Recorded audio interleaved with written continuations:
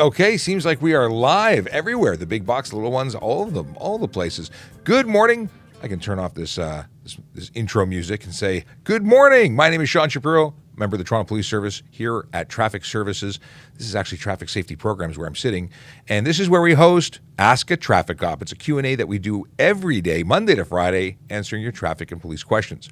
So that's how it works. You ask the questions, we give you answers, and we're all happy. Yes, happy. It's FriYay.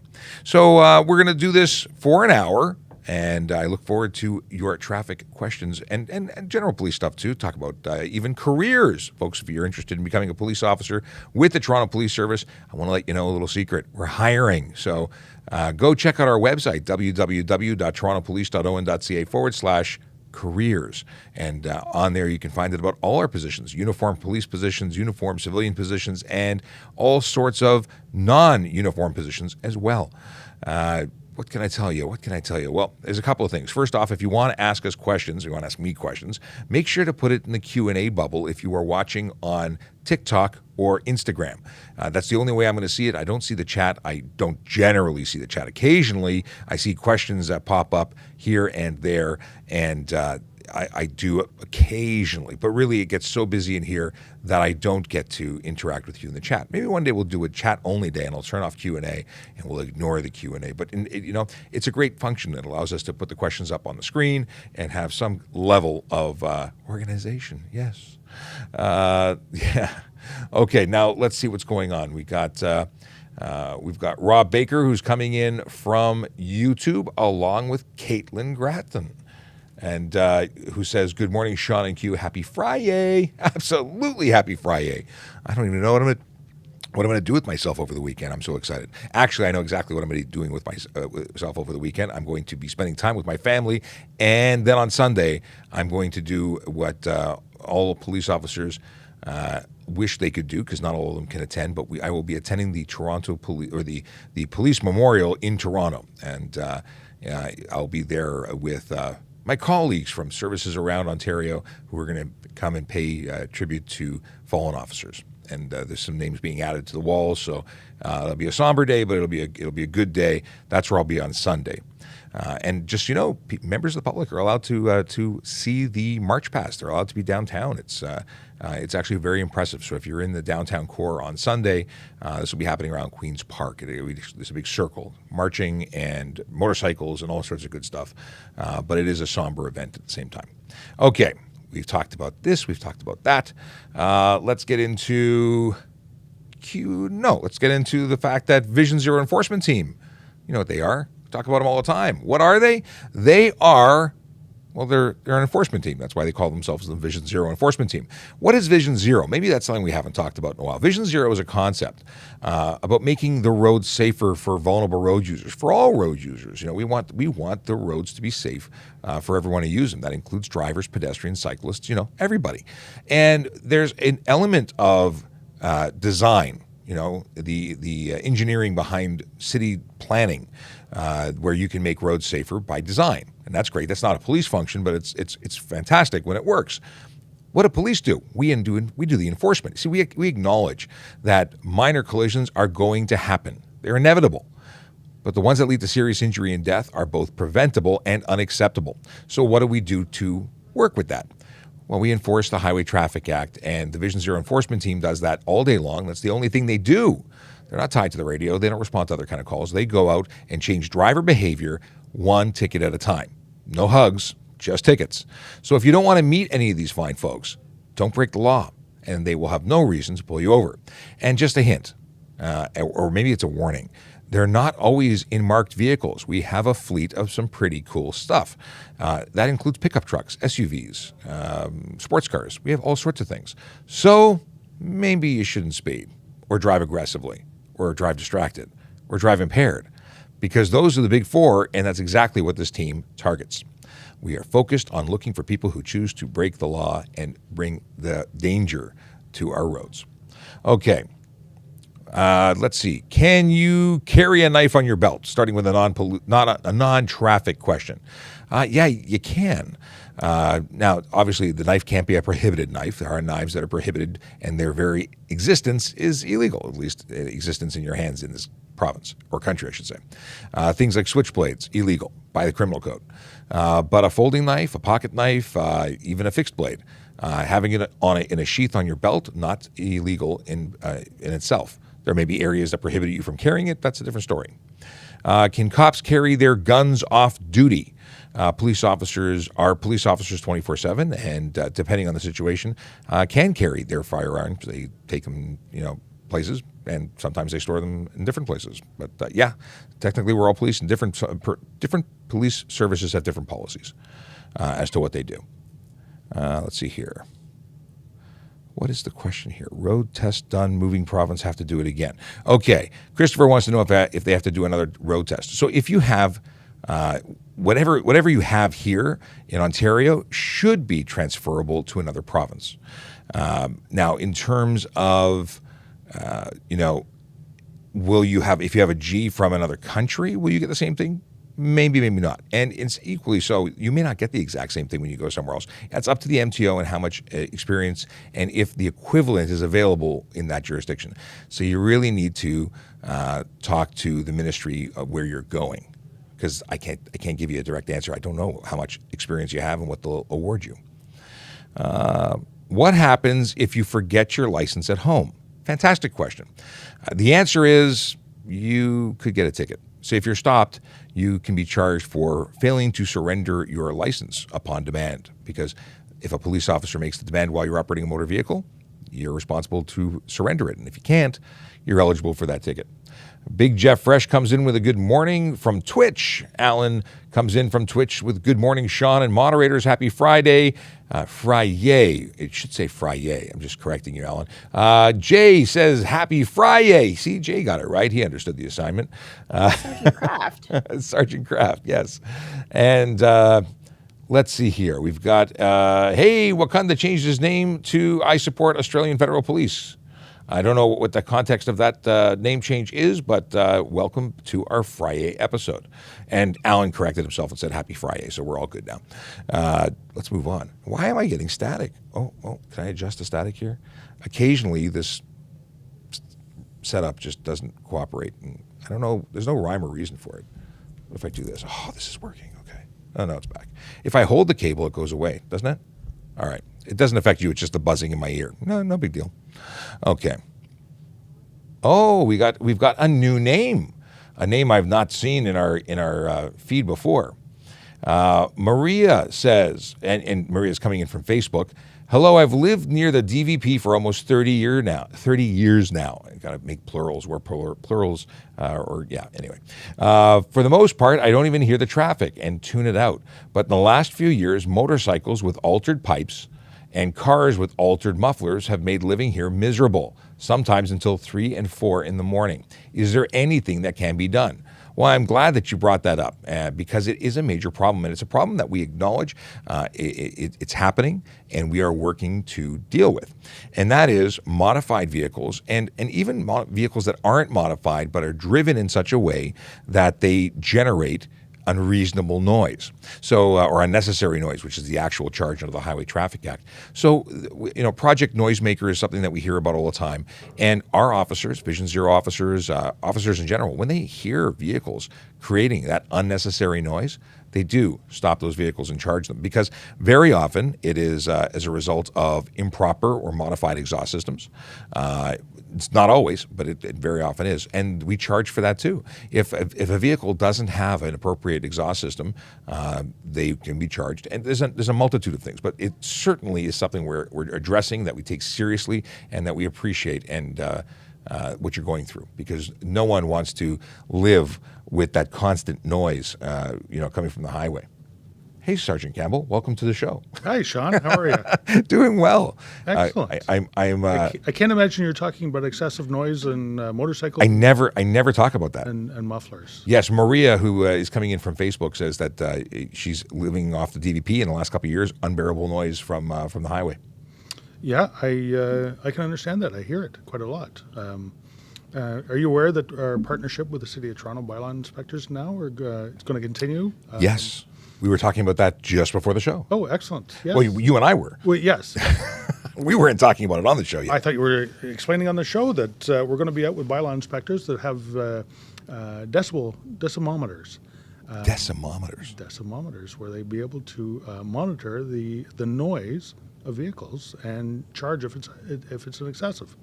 So the deal is with motorcycles, if they're idling if their idle noise is beyond that of 92 decibels, they're in violation of the bylaw. That's correct. And these bylaw officers, in conjunction with Toronto police members, go and stop vehicles and test them, motorcycles in particular. Yeah. Exactly. So yeah, good things in that respect. I hope you will see some positive movement there. But the truth is that for every vehicle that we stop and charge, there's 5 more that we don't, because we can only stop as many as we can stop. Yep, exactly. But we are trying. We are making an effort, and hopefully the message will get through that it's not appropriate behavior. And only time will tell. But we are on it. We're working on it. Let's see here.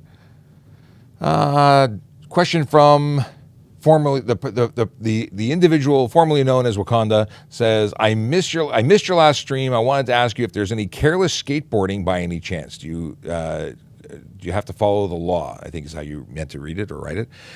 If a skateboard operator, cyclist, a roller skater, roller blader was on the sidewalk and causing issues, there are charges for use on the sidewalk that would be appropriate. On the road, bicycle, yeah, it could be, but not skateboard, I don't think. Although skateboards are a funny thing; they're not really allowed to be on the road at all. No, they're a wheeled device. The only wheeled devices that are actually allowed to be on the roads are ones that are legislated and allowed to be on the road. And that gets into those electric skateboards. Those are wheeled electric vehicles. They're in a weird space, but they're also not legal for the road. No, actually, it's a motor vehicle. I've had this discussion with Sergeant Stein, who we've gone back and forth on. Is it a motor vehicle or is it a motorized device? In any case, it's not legal for the road. Right. A great question coming in from our friend Jason Kraft, who's a sergeant with the Toronto Police, and says, "Do loud pipes save lives?" And I love this argument. I love this question because he's pushing my buttons remotely. But it is not true. It is a myth that loud pipes save lives, and there's various reasons. And whenever I say this, people say, "No, it's true. It's true." Do you know what direction your exhaust pipe points for riders who are listening or watching? It points out the back. To save lives, it would be pointing forward and projecting sound, and even then, it would give you about a car's lengths of sound at highway speed. No one really hears you because of Doppler effect. Right. So it's really a myth. But there are people who swear by it, so we just give those people tickets. They may swear by it, but we can't hear them because their noisy. exhaust is too loud. But if it was too loud and people could, it does actually, or sirens even. We talk about this with police vehicles. Police sirens are really to notify pedestrians. They're the ones who are most capable of hearing it, of that as we approach it, because motor vehicles with wind noise and travel and the way sound waves work, it's a thing. Can those monitors be used for cars too, for the bike enforcement? What'd you call it? A decimeter? A decimeter? A decimeter? Can they be used for cars? They could be used for cars, but we don't use them for the charge of unnecessary noise. There is specific bylaw in the City of Toronto that actually governs motorcycles, because motorcycles were originally the real reason that noise complaints came in. Since then, it's changed a little bit. The phenomena, the big loud exhaust, the big can on the back there, which really does not do anything for your performance of your Honda Civic. And I'm saying Honda Civic only because it's our go-to car. That's your go-to. Yeah. So, in fact, it's even worse. Cars are designed to have a certain amount of back pressure in the exhaust, and to let too much pressure out, you're going to end up burning up valve seats and things like that. It's not made for it. But this new phenomenon of people doing it.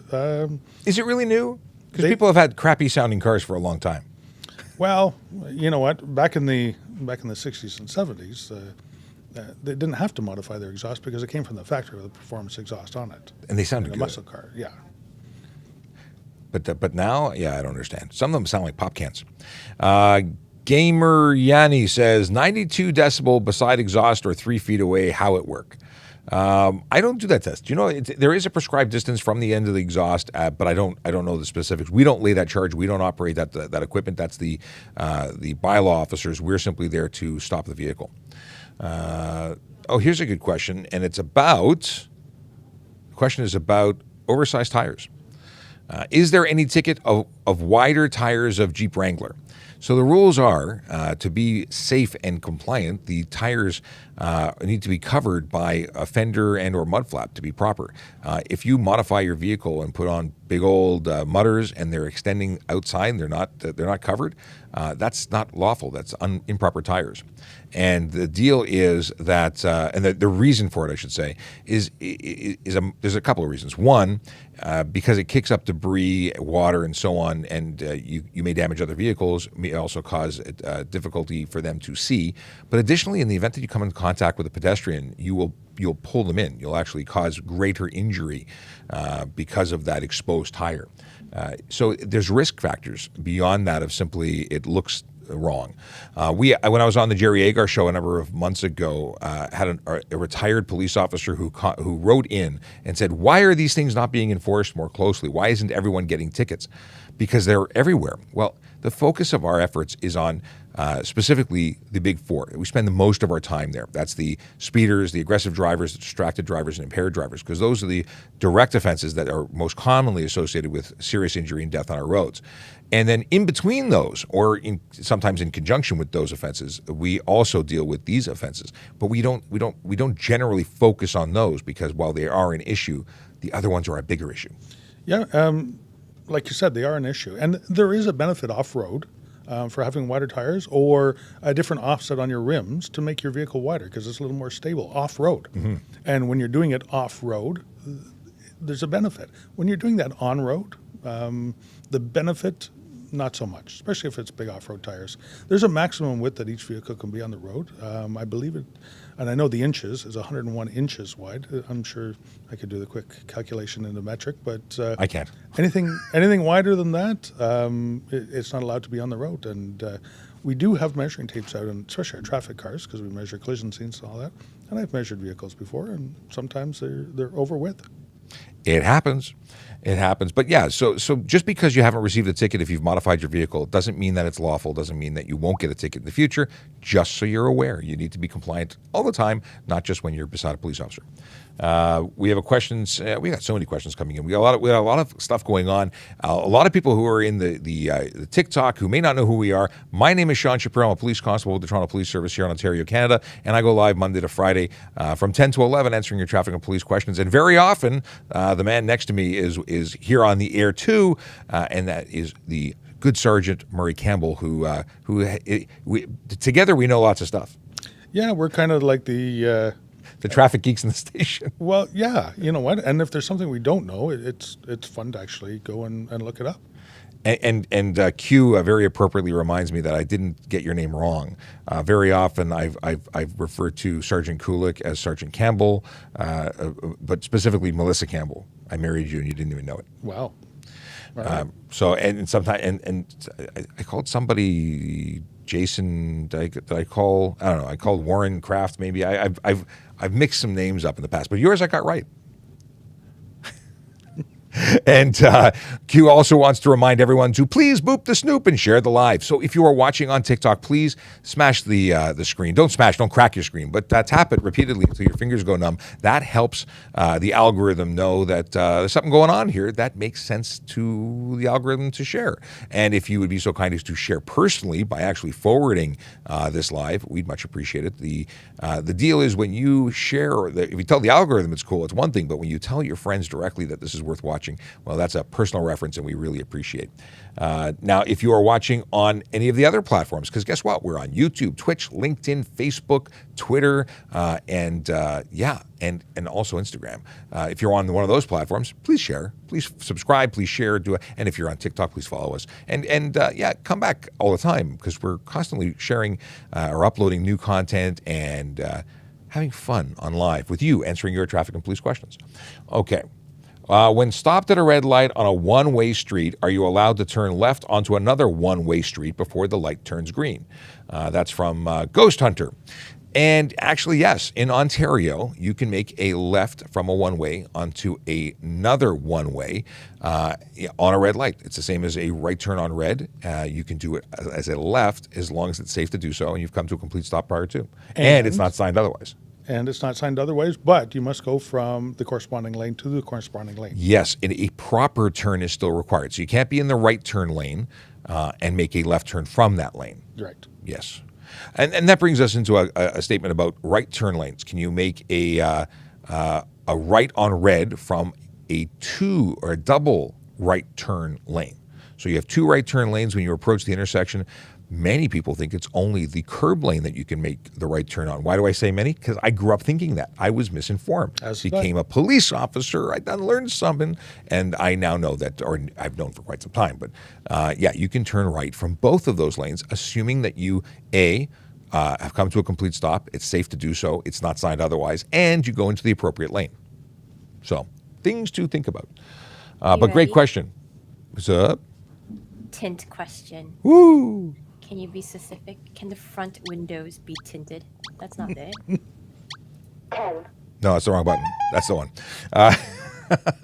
The front window cannot be tinted at all, cannot have reflective tint, cannot have colored tint, not gradient tint, no chameleon tint, no tint on the front windshield. Except in the event that your vehicle was manufactured before 2017, you can have a 3-inch or 75 millimeter tint strip across the top. That is it. That is all. I don't know if it specifies the gradient, the level of, I would assume it's still the 30% as the others for that tint strip, but I'm not really too concerned about the tint strip across the top, assuming your vehicle is 2016 or older. When it comes to the windows directly left and right of the driver, those can be no more than 30% light blockage and cannot be reflective and cannot ultimately prohibit us from seeing inside the vehicle. That's the big thing.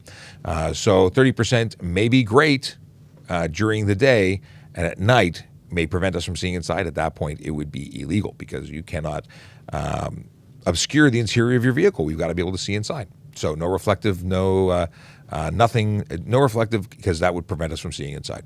Hopefully that answers your question. Oh, maybe just to add, the windows behind the driver, including the rear window, can be as dark as you want. In fact, you don't have to have windows, as long as, like, you can make them solid with wood, as long as you have one clear view to the rear, so you have to have a rear view mirror. And of course, if you make your rear window too dark, that window, the rear mirror on the windshield is no longer viable, at which point you have to have one of your side mirrors with a clear view. What do we got here? They are using, what is this? Chat ban evasion. Okay, yeah. Oh, I see here. And just because this person's apparently becoming difficult on the other side, we'll remove them from both platforms. Okay. Can you report, what is this? Can you report a video of suspended driver's license person driving? So this is where you know that the driver has a suspension and you want to report to police. You can call Crime Stoppers. You can call to make an anonymous report. You can call police. You can go online and make a report. And from that point, it'll be provided to a police officer for further investigation. Yes, if it's a video, there's a bunch of things that we have to prove: date, time, location, jurisdiction, all those things, and identity. The identity, and if there is a suspension actually in effect on that date. So, yes, we will follow up on it. Yes, we'll have to do a little more homework on it. But yes, charges can be laid if it's happening right now, and there's a danger. If the person is prohibited because of a criminal code conviction or suspended in any way, give us a call. Yeah, absolutely. And that's a good call to make. Not only is that person who's suspended not supposed to be driving, they're not covered under insurance. So that's another reason to let us know. And here's a good segue into a question that usually comes up from this. If you loan a vehicle to somebody that is under a suspension and you didn't think they were suspended, well, how are you supposed to know? there's a way. See, the Ontario Ministry of Transportation provides a free service. You can go online, punch in the information along with their driver's license, date of birth, their driver's license number, and their date of birth, and it will verify whether or not they are licensed. So you can protect yourself, because guess what? If you provide your vehicle to someone who is suspended, you can be charged under the Highway Traffic Act as well. And probably liable for it civilly as well, should something happen. Yeah. Oh, yeah. You'd be named on that lawsuit for sure. I am aware that most of the good car rental agencies around, when they take your driver's license and type your driver's license name into it, it automatically does a check through the ministry website just to make sure. Okay. We got to just do this and hit this button. There we go. Okay. Qualifications to work with social media team at TPS. So there's two things here. One, we have corporate communications downtown. That's at headquarters. And then we're sort of corporate communications light here at Traffic Services. We have a very unique setup that we do a lot of media from here because of the nature of what we do with the police service, working with collision investigations and so on. We just have very frequent cause to communicate with media. So there's media relations in particular, and both myself and Sergeant Campbell and Sergeant Kulik are media relations officers. But then there's social media, and there are many officers who are qualified to communicate on social media because they've been qualified and authorized by the service. So if you're looking for a job, to work in this office, you'd have to be a police officer first and be assigned to Traffic Services second, and then eventually apply for the position to work in this unit. I don't think there's anything else to say on that one. But if you do want to become a police officer, guess what? We're hiring. www.torontopolice.on.ca/careers. All the information you could want and more about becoming a member of the Toronto Police Service, either as a police officer, parking enforcement officer, special constable, or any number of civilian positions that we regularly post. We even have volunteer positions as auxiliary officers, which is exactly how I started as a member of the Toronto Police Service. And I shouldn't say that, I don't want to suggest that we don't have other opportunities to work in social media. Erin Urquhart is a parking enforcement officer. She is also a media relations officer and a social media officer. So, and I think she just walked in as I said her name. So there you go. Which means in a few minutes you'll be able to throw questions our way when it comes to parking in the city of Toronto, because Erin has lots of answers in that department. So feel free to add questions to the queue.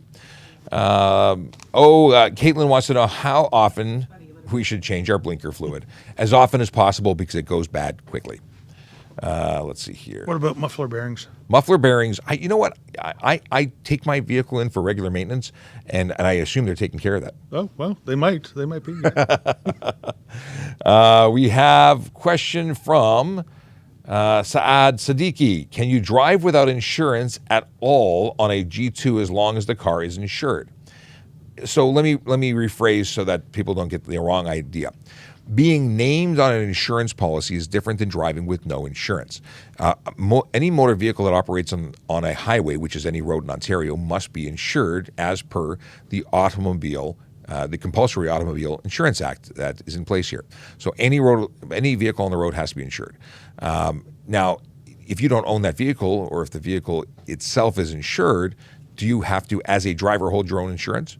No, you don't have to. From a police perspective, as long as the vehicle is insured, it's insured. But as a G2 driver, if you are living with the registered owner, most insurance companies, providers of insurance, will require you to be named on the policy if you live with the registered owner. So mom, dad, brother, cousin, roommate, if you live in the same residence, they want you on the policy, named.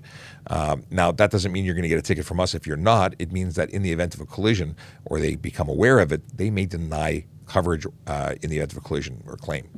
So that's a big thing. Additionally to that, drivers under the age of 25 in Ontario as well, they may have a rider on their insurance that no driver, unless named, can operate the vehicle and have coverage. And sometimes when you have someone who lives with you, they may be specifically named as not covered. But that all becomes part of an agreement with you and your insurance provider. So if you own a motor vehicle, know what your coverages are when you are about to loan someone a vehicle, because ultimately it's your car and your responsibility, and you may be held liable. A lot of spam. I don't know why today's a spam day. Maybe because it's Friday and people are bored.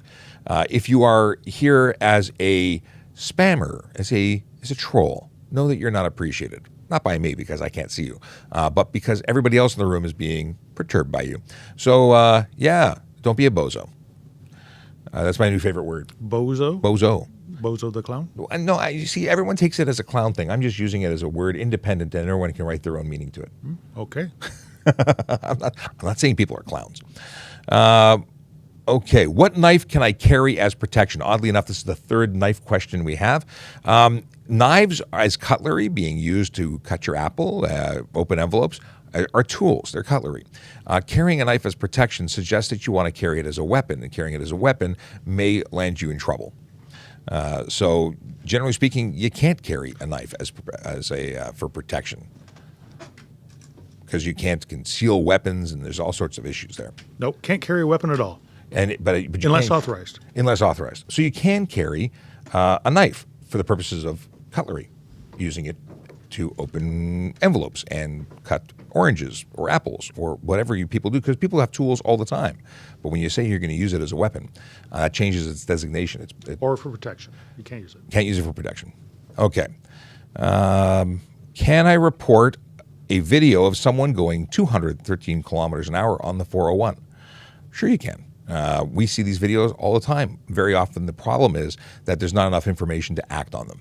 But you can certainly report them, and we have, although we don't take reports for the 401 because that's Ontario Provincial Police that handles that area, that jurisdiction, but we do take reports with things that happen in their city, and the OPP likely takes reports for things that happen on their highways. But again, we make the report, or we take the report, and we may start a file, and it may become part of a larger investigation, but we may not be able to act on that individual because it may not be enough information. You know what? Just on a side note, Sean, since you brought it up there, you spoke about the OPP and the highways that they're responsible for. It doesn't stop us from actually laying charges on the highway that they're responsible for patrolling. True. But it's their job, so that's why we leave it to them. We don't want to mow their lawn. And just a quick shout out to my wife and my children who are watching. I missed when you jumped in the room, but I see that you're there. Hi, how you doing? Love you. Can't wait to be home again. And I must acknowledge, because I think it's snack time. They're having snack time and staring at Dad on TV. Okay. Question from chat? Sure, let's do that before I jump into other things. Okay. If I have a handicap pass, can I park in a motorcycle designated parking area or spot? That's a great question. And oddly enough, the person that can answer that is not standing close enough to answer it. So we're going to put a pin in that one and come back to it when Erin returns, because she stepped away for just a moment. Question from King of NASDAQ from Twitch. How much does first offense speeding ticket raise your insurance? And unfortunately, since I'm not an insurance broker, I have no idea. The truth is that any speed, any driving or moving violation will change or may change the way your insurance company evaluates risk, and that's ultimately what you are to them. Your driver's license and driving history allows them to determine through actuarial mathematical stuff how much risk you pose to them, and based on that, they change your rates. So, yeah, I don't have an answer as to a specific number, but I imagine it will be negative. Or positive. And you know what? Moving violations are normally the ones they look at, but all violations they look at. And they look at a whole bunch of other things like your age, your gender, your marital status, your location that you live. All those things, are used to determine risk. So make yourself the less risky, save yourself money. Absolutely. And that's the whole thing. People often say, we're being big old meanies by giving tickets. No, people are making, doing things, driving behavior that causes us to document it, because ultimately, if you're a high risk driver, you pose a risk to everybody else. Okay. Did you go through RCMP? No, because I am not a member of the RCMP. I am a municipal police officer. I work for the Toronto Police Service, and the RCMP is a federal police service that has jurisdiction throughout the entire country. For certain acts. Yes. And certain so they act actually in certain provinces and areas. They act as municipal police officers. They do different things in different areas, but they are police everywhere, which is kind of cool. Yeah. And they don't all have horses. Oh, that's too bad. I know. If they did, I would have joined. There you go. Actually, it's not true. Let's see here. Not for me. They're not powerful enough. Only one horse. Well, only one horse. You want more. I like vehicles with more than one horse. Okay. What happens if you don't have your license on you? We covered that earlier. That is going to be that you could be charged for not surrendering your license upon demand. If you're involved in a collision or pulled over for a traffic offense, you need to surrender your license, ownership, and insurance on the demand of a police officer or be subject to a charge for not doing so. We have here, so that could be, so it's a $110 fine for your license, $65 fine for not surrendering proof of insurance, and $110 for not surrendering proof of your motor vehicle permit. And what if we're not satisfied as to the identity? Should they not have a driver's license? Well, or any then form of identification with them? they could be arrested until such time as we could verify their identity. Yep, and charged for that as well. Should they be giving us improper identification? Well, false information and actually intentionally trying to not be identified. And we've had a number of times where, well, it happens all the time, in fact. I remember pulling somebody over and investigating them for a simple headlights were off. And it turned out that they may have had alcohol in their system. It turns out that when I ran their license, based on the information they provided, it said they were suspended. And the driver was very upset because he said, I can't believe my brother got suspended. Because the driver was never licensed and he'd been living his whole life using his brother's identity. It was an interesting scam, but it didn't work out well for him. Yeah, it was a bad day for him. Do cops have tactics to find suspended drivers? We investigate everyone for everything. Yeah, there's absolutely different ways of finding. Do we randomly select vehicles, identifying them as accurately suspended? Generally speaking, people who are suspended, there was a reason they were suspended, and they usually repeat that behavior. But can we? Can we just arbitrarily stop a vehicle to check their driver's license status? One of the things that we can do is to stop any vehicle to verify the license status of the driver, the insurance status of the vehicle, and the sobriety of the driver. So absolutely, there are regular checks performed, and we're out there policing the streets. So we very often come into contact with those that aren't supposed to be driving and then charge them accordingly. Okay. Boy, we have somebody who's very busy trying to harass other people. Okay. Stephen says, sorry I'm late. I like you guys. Did I read that right? Yeah, I like you guys. That's what he said. Well, we like you too, Stephen. Thanks for coming in. Thanks, Stephen. Speeding ticket, 50 kilometers in construction zone, need pass. I'm not sure what the question is exactly, but speeding in a construction zone with workers present can actually increase the fines, depending on the where it is. It's one of those places that you're putting people at additional risk. But passing, if it's a 50 zone, I don't really know where you're going with this. But if you're speeding and you're exceeding the speed limit, there's no place that you can. There's no legal authority to exceed the speed limit. So I'm not sure where we're going. Okay. How to disclose to a new employer you have a DUI? You generally tell them. In writing, Well, is there an official form? I'm not aware. I don't know you have to, unless you're going to be allowed to go terms in. of your employment. Yeah, like if you're operating their vehicle, then you probably have a legal obligation to let them know your criminal driving history, but I'm not really sure. And by the way, you're hearing the voice of Sergeant Melissa Kulik, who is not Melissa Campbell. We were talking about that mix-up last. Here's a good question. If a cop speeds by, can I do a citizen's arrest? First off, you should know that citizens' arrests are for indictable offenses only, and you may not want to try arresting a police officer, but calling the police if you think there's a criminal offense occurring. That being said, cops are permitted to exceed the speed limit. So if they speed by, they're doing so lawfully. I wouldn't get involved. That would be a very interesting bad or an interesting report by someone tried to arrest a police officer. You know what? Yeah, a citizen's arrest can be very dangerous because you have to know what you're doing, and you have to know the legislation around it. So, But arresting a police officer well, you know what? with a citizen's arrest could be interesting. If you're justified in doing it, then Yeah. you quite possibly could do it. Yeah. But you better know what you're doing. I think the best course of action would be if you had concerns about a criminal offense being committed, call the police. Let the professionals do it. Yeah. Okay. Beautiful day, beautiful show, beautiful face. Well, thank you very much. And I'm sure you're talking about Sergeant Campbell, but even though he's off camera. Okay. Are you? What is this? Sean, I did see that Aaron came back. And Oh, Aaron came we back. had Aaron, we have a question for you, but you abandoned us. I will let Aaron jump in here. Okay. Over here. It's a full house today. Yes. It's FriYay. Everybody wants a part of the action on FriYay. Tracy Ward, in the meantime, says, "Hey, Sean, great to work with you as an auxiliary. Have a good day." Well, thanks, Tracy. Tracy, I don't think you're an auxiliary anymore, are you? Did you leave the auxiliary, or are you still active? In any case, Tracy and I used to work together all the time with the auxiliary, and good to see you coming in through Facebook. Q, remind me what the question was on the. It's now back in the chat. Where was it? It was Oh, you never read in it. the chat. It was never. If I have a handicap pass, may I park in a motorcycle? That was the question. That's a good question. So actually, no.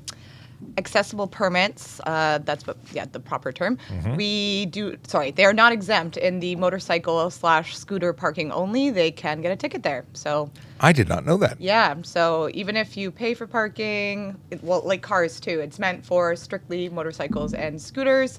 I have seen motorcycles with accessible permits though. How does one put one and not have it stolen? Yeah, That would I be guess very- they had it I think it was taped to the front shield. That's or, trust. That's trust. Right I don't there. know. Yeah, or it's like a little tag that they put on the back of the license plate. But yeah, regular cars with accessible permits, no, you can get a ticket, and I believe the fine is $40. $40. Yes. Okay. Can you have rock lights on your truck for on-road use? Now, I've heard about rock lights. Are these lights that are under the vehicle pointing down, or are they outward facing? Oh, they're looking at rocks. So they're meant for off-road.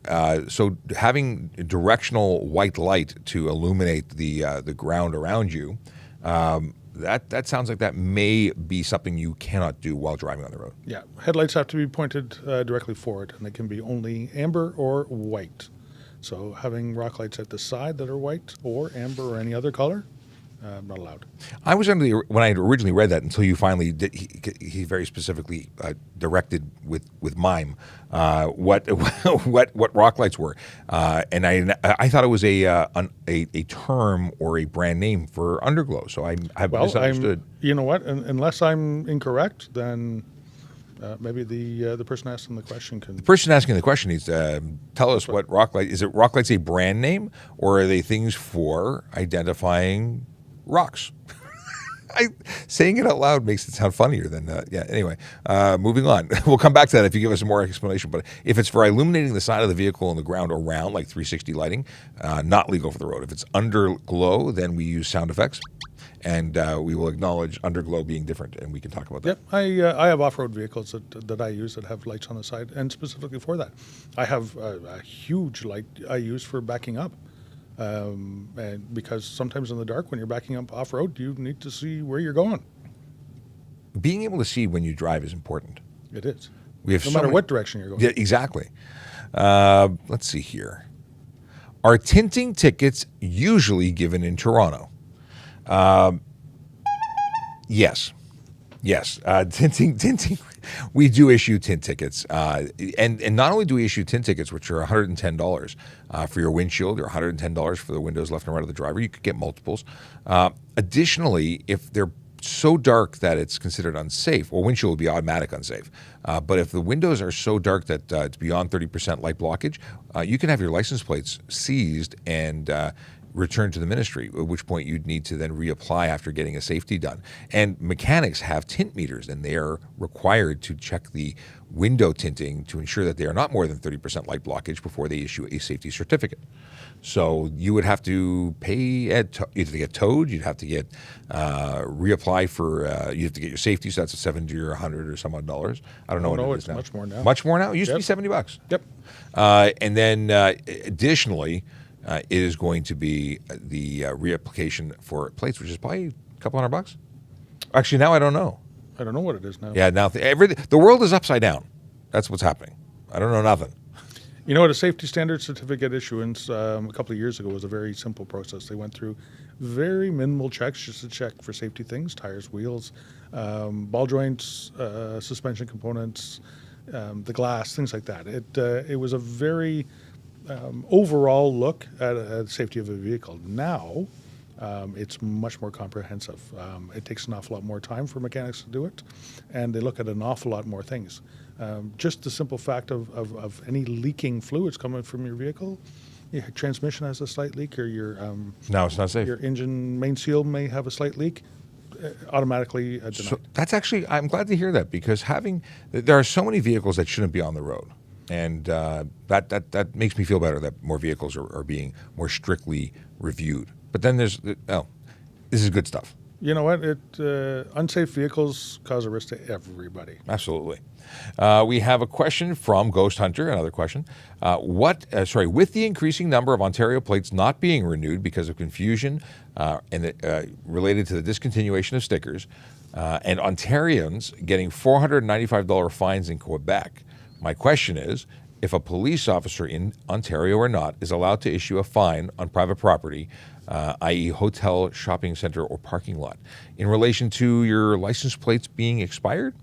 I don't think that on private property there was a thing, and maybe Aaron, you used to lay charges for having a vehicle that was on street without a valid plate as parking Like enforcement. the valid sticker, yes. But now the stickers are gone, so it's Yeah, really the so sticker we- represents the plate. Yeah. So is that still a thing? Are you still laying charges for? No, so actually we stopped enforcing that as parking officers like at the start of COVID because no one could get their stickers renewed, and then now it's like abolished. So yeah, that actually used to be one of my favorites to ticket for. Actually, I've had people ask me that question. It's like, what do you like to ticket for? But Was it only on the street when it was being issued, or was it also on private? no, so we couldn't do it on private property. Okay. Yeah. And I'm sure is working this through, because I don't think that's enforceable on private property, but I may be wrong. I would say no. It's not enforceable on private property. You did mention people getting issued fines in Quebec. Even though there's no stickers required on Ontario license plates anymore, you do have to have your plates valid. They must be valid with the ministry, and you can get a fine in Ontario and Quebec, apparently, if your license plates are not valid. Same thing when Quebec plates are being driven here, because they've not required stickers on them for as long as I've seen them. Very high number of vehicles from Quebec in Ontario are not licensed to circulate, which is their terminology, and we would charge them here. Yep. Well, Quebec is a little bit different. Quebec has a provincial liability insurance that you pay into. Your annual invalidation is much more expensive than it is in Ontario, but it covers your liability insurance so that every vehicle that's on the road and authorized to be there is covered by the minimal required insurance requirements. So when they're being operated in Ontario and they're not, as you call, authorized to circulate, because that's the wording that comes up, they're no longer insured either. So Oh wow! So it's doubly that's a $5,000 one here. $5,000 to $25,000. Yes. For the first for the offense for no insurance. Logan says that he's charged Ontario drivers in Alberta for no regulation for $324. Logan, we were talking yesterday, not Logan directly, but his agent. We were talking about the concept of having him on the show, because he is out there doing the enforcement gig in Alberta. So we want to talk about the differences in the way charges are laid and dollar values and so on. So we look forward to doing this, to talking with Logan soon. Okay, he has an agent, Q says. You know what? Just by what he said there is that you know what? Even they are enforcing Ontario Yeah. plates out there. So just because you take your out of province plate and drive it around, it's still there are certain regulations that are still enforced. Quebec does not have any front license plates, and neither does Alberta. We wouldn't enforce that in Ontario because we understand that they're never issued out there. But That's right. in Ontario, you have to have 2 license plates. We have the comment caught me. So Sebastian came in through Facebook and says, "Oh wow, this view is strange coming in from TikTok," because he's seeing the wide angle camera from not on TikTok for the first time, because he sees this instead of that. Anyway, okay. TJ Anderson says, who enforces laws regarding loud vehicles? Is this actively monitored? We talked about this earlier in the show, TJ, but the Toronto Police or police officers in Ontario can lay charges for unnecessary noise on the highway. That's going to be whether it be your exhaust, your stereo, your horn, any unnecessary noise being generated by your vehicle. Even squealing tires falls into that. And by what you mean on the highway? Is any road. Any road. Yes. Now, at the same time, on private property, it goes into a noise bylaw, and it's separate. Additionally, in the city of Toronto in particular, we have a bylaw, city bylaw, in regards to motorcycles.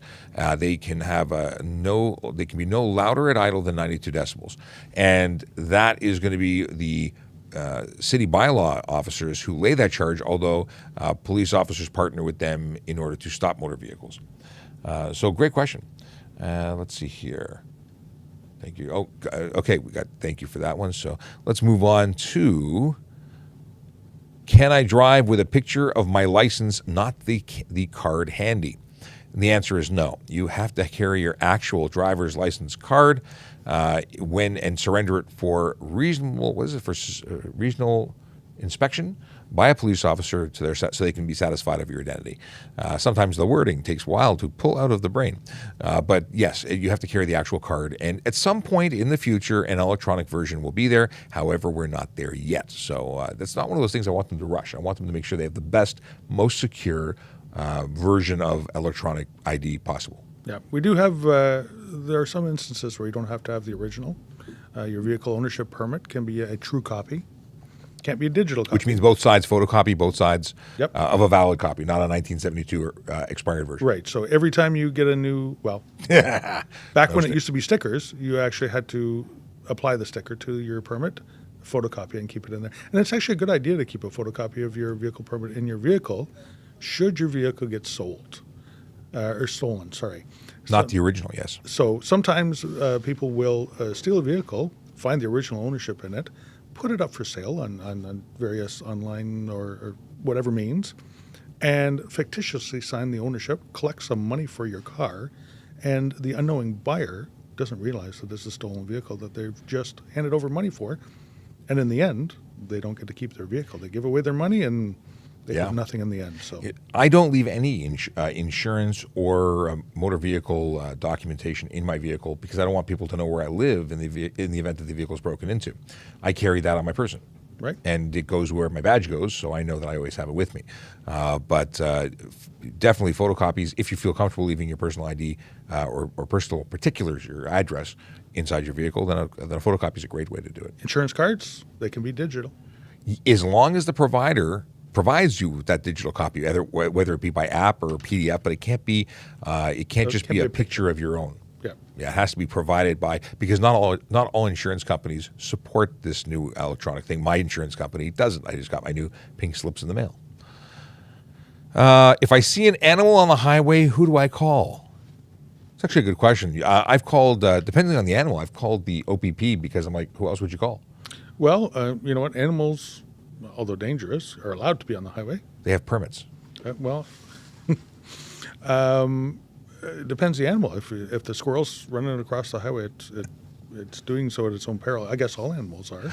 I know there are certain sections, especially on Highway 11 going up northern Ontario, where they have fencing on either side of the road to keep animals, especially large animals, out. And there are signs to call if there's one that's seen within the roadway area. Talking about Toronto, we've had a couple of deer that are constantly seen off the DVP, and I believe we've been called in the past when these have been wandering the highway. Yep, and you know what? We have partner agencies that we work with, the City of Toronto Animal Services. We'll come out and we'll see if we can try and move them, relocate them to a safer area. And safer is good. Like not being hit by a bumper is bad, or being hit by a bumper bad. Yeah. What does 80 kilometer? I didn't want to choose this question. What does 80 kilometer an hour yellow flashing lights mean? A sign with yellow flashing lights that says 80 kilometers an hour? I'm trying to figure out where that would be employed. Well, I know that there are school zones that have a specific lower speed limit during school hours, and when the lights are flashing, that that set speed is in effect. That's the only one I can think of. Or yellow flashing lights is to draw attention. So maybe it's a drop in speed from 100 down to 80 and people aren't noticing it, and they put some lights up there so you look at it and go, oh, I'm going too fast. I'll better slow down. I've seen speed signs that say enforced while flashing, like school zones, 40 when flashing. But I can't say that I've seen an 80 while flashing sign. So I'd love to know more because I'd love to know where it is. Stop sign is not visible. Am I guilty? So I've talked about this before. When I'm doing enforcement, one of the responsibilities I have is to ensure that all signs are visible and in place that would govern either stop signs or speed. So setting up in a place that you have no idea that there's a stop sign, maybe not going to go very well for me. But are you still responsible? If you drive into an intersection and get into a collision, I think you're still, there's a stop bar on the ground, there's a number of clues. Yeah. What do you think? You know, at an uncontrolled intersection, you have a responsibility to stop and only proceed when it's safe as well, no matter what direction you're coming from. If the stop sign is obscured by some reason, the police officer would have to give evidence that it was clearly visible to get charged for it, but you still should stop. Yeah, and this is all about being a driver who's actively driving. When you're just driving in autopilot, not paying attention, that's when risks happen. What if that lack of stop sign was a kid walking in front of you? I mean, these are all things you've got to be so alert when you're driving, and I think so many of us take for granted and just get into some level of autopilot, and you have to be focused on the task at hand, which is driving. You know what, I think about the situation where there's a power outage and your traffic lights are out. What are you supposed to do? Well, you're supposed to treat it as a four-way stop because it's now an uncontrolled intersection and you want to be safe when you're going through it. So I'm going to say that the answer is you are still responsible. You are. You're responsible for everything you do. And if you know it's there, then the question is moot anyways because you know it's there. Right. Here's a great question, and it says, what if police speed and in turn hurt someone? As police officers, whether we're operating with lights and sirens or simply driving, we're responsible for everything we do. And if we're involved in a collision, we're going to be held responsible for it. Not only are we held responsible, but we're held responsible doubly compared to any member of the public. We have 2 acts and we can be charged for the same offense twice, once under the Highway Traffic Act or Criminal Code or anything, but we also get charged under the Police Services Act of Ontario. And that act can also carry penalties for us, loss of wages, loss of time, or a dismissal from the police service. So where a member of the public may get 1 ticket, we have an awful lot longer road to go through should we do something wrong. And so often we hear about police officers getting away with things. We are the most highly scrutinized profession, I think more so than doctors and lawyers. I think we are the most highly scrutinized position. And I've got no problem with that because we carry a lot of responsibility and power. When we do things, we can stop people, we can arrest people. And so I understand it.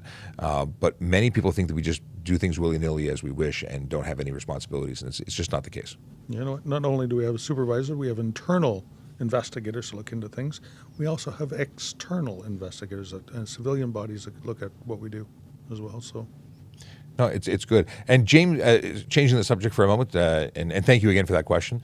James McDonald says some sharp turns have flashing lights. So I guess that's in relation to the 80 with the flashing. Maybe it could have been a sharp turn, reduced speed for that purpose as a cautionary sign. And then further, he says rock lights are a brand of durable off-road underglow. Cool. There you go, pointing down to look at the side of the vehicle as you're traversing in the dark. Or just glowing, orange coolness, if orange is your color. Let's see here. We covered this question. Is it illegal to ride my bicycle on the road? No. A bicycle is a vehicle and is legally permitted to be operated in a lane of traffic. Now, you should stay to the right if you can. If there's an obstruction or something on the roadway that would make it unsafe, then you are able to use the full lane. Now, if there is the option of moving to the right, you are expected to move to the right unless you can maintain the flow of traffic. And are they subject to fines the same as other vehicles operating on the roadway? Yes, for many different charges, like, for instance, bicycles have to stop for red lights. They have to stop for stop signs. They have to signal. There are things like wearing helmets. Depending on your age, you must wear them. So there are Highway Traffic Act offenses that are specific to bicycles, but there's some things that don't cover. For instance, you can't be charged for using your handheld communication device while operating a bicycle, although I think you should. Yeah. Because I see so many people on bicycles. Speeding Doesn't apply, yeah. But I wish it would, because, again, people do some really dangerous things on bicycles. And I'm just trying to drag this out of you, Sean. What if you were, say, I don't know, 12, 13 years old, and you commit an offense as you're riding your bicycle on the road? Oh, because we talked. Okay, so here's the deal. Yesterday we talked about stuff, and I was wrong. We put a check mark. We haven't put a check mark. We're going to put a check mark.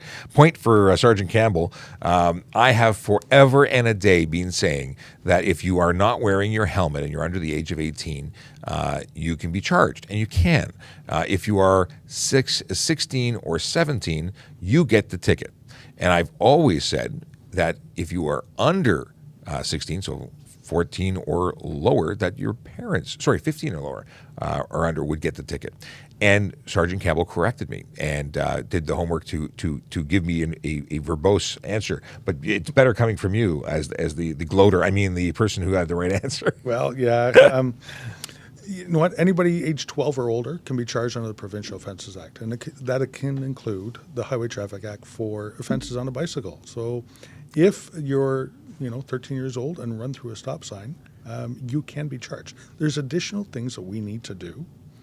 Should we be charging somebody like that, we'd have to notify the parents. The whole idea of laying a charge, and it would probably be in extreme circumstances where we'd lay a charge on somebody that young, but is to correct the behavior and to make it safer for them and safer for everybody else. So we've had circumstances where younger people with no license have operated vehicles on roadways.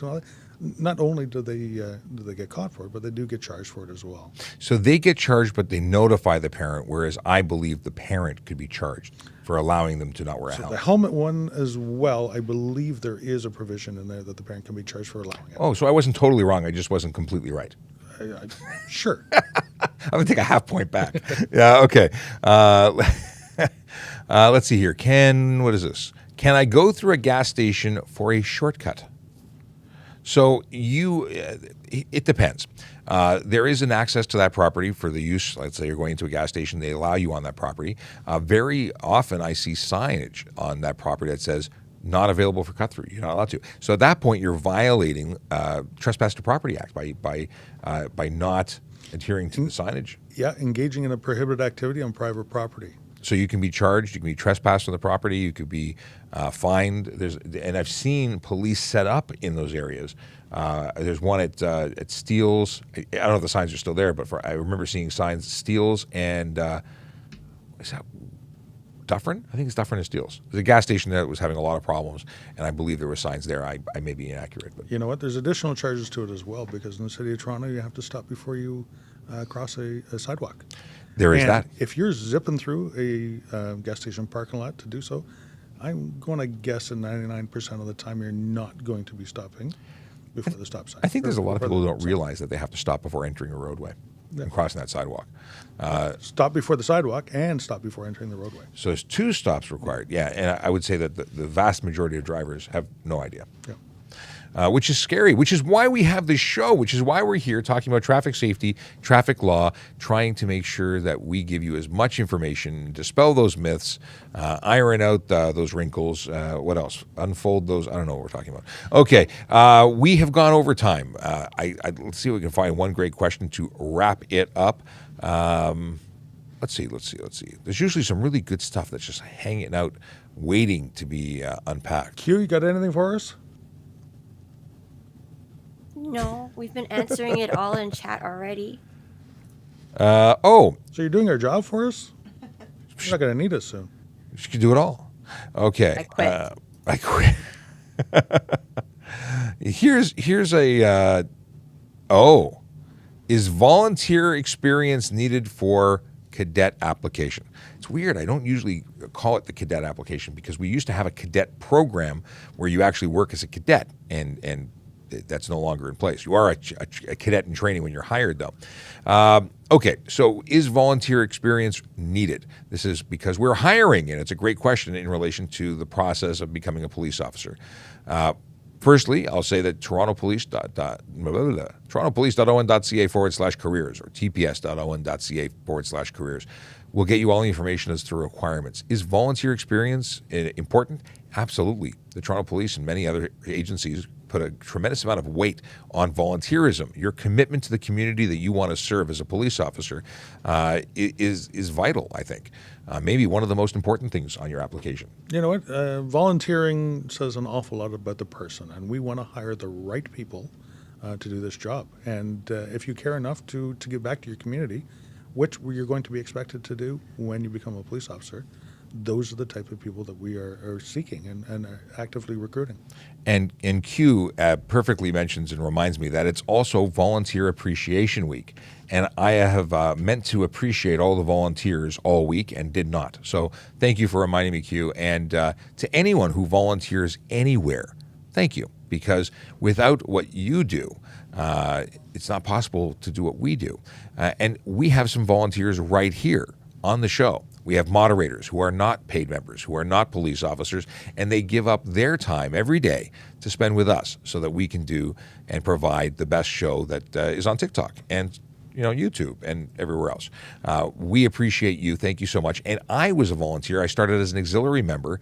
And if you were interested in becoming a police officer, but you didn't know if this was the right time or even the right career for you, I would very seriously suggest becoming a member of a volunteer auxiliary program in a police service near you. If it's not Toronto, somewhere else is good too. But we have a great program. It is the best way to serve your city. And it doesn't mean you have to be a police officer just because you join as an auxiliary. I did it for 12 years while also working as a court officer. And I think it's the best gig on the planet because you get to be a volunteer in a uniform, interacting with the community, and there's a lot less paperwork than being a police officer. A lot less. With all the fun parts. You still go to the parades, barbecues, all the fun stuff. And there is one thing, you must have a full G license to be a volunteer auxiliary officer. But you can apply to that also at tps.on.ca/ it's a lot of initials, careers, /careers. Or which makes way more sense to me to say torontopolice.on.ca/ careers. Okay. With that, we're going to end the show. We're going to say goodbye for now. We're back on Monday. I hope you have a wonderful weekend. Stay safe out there. If you're going to be driving, do it without drugs and alcohol in your system. We don't want to have to arrest you, but we will because that's what we do. Have a great weekend, everybody. Bye. All right, back on Monday. See you then. 10, 9, 8, 7. It's the countdown. 5, It's the final countdown? 4, I'm not singing 3, that. It's the final. 2, No. Okay. 1.